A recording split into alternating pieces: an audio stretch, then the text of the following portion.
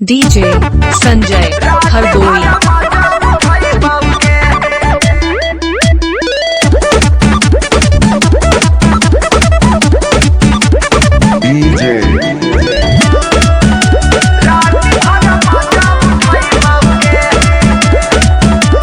दूर हटाओ, लड़की वड़की नहीं करेंगे कोई गलती, बहुत कर लिया डीजे संजय हरदोई। छोड़ दिया है प्यार वार, नहीं करेंगे बिल्कुल यार, धोखा मिला है कई बार।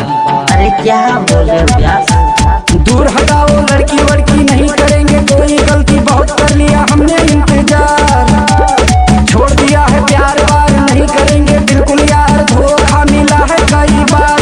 दुल्हनिया दुल्हनिया दुल्हनिया दिल्ली से लाई बाऊगे, रात भर मजा उठाई बाऊगे।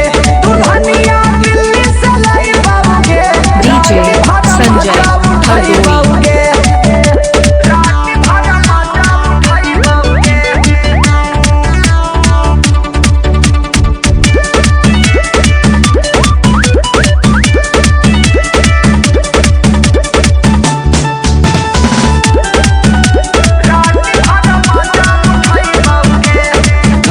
के लड़कों को साथ ले जाएंगे, गांव के स्टाइल में उसको पटाएंगे।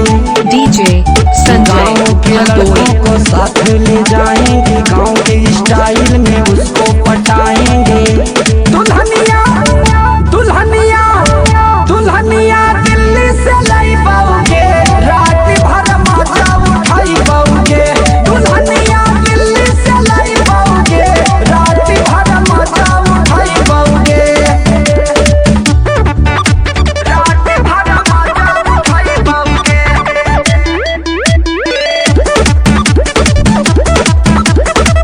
डीजे संजय हरदोई।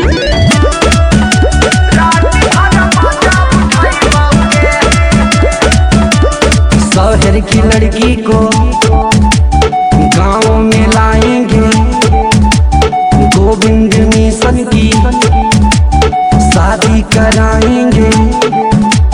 शहर की लड़की को गांव में लाएंगे, पियन लहरी की भाभी बनाएंगे। दुल्हनिया दुल्हनिया दुल्हनिया दिल्ली से लाई पाओगे, डीजे संजय हरदोई। पाओगे। दुल्हनिया दिल्ली से लाई पाओगे, रात भर मजा उठाई पाओगे। दूर हटाओ, लड़की वड़की नहीं करेंगे कोई गलती, बहुत कर लिया हमने इंतजार।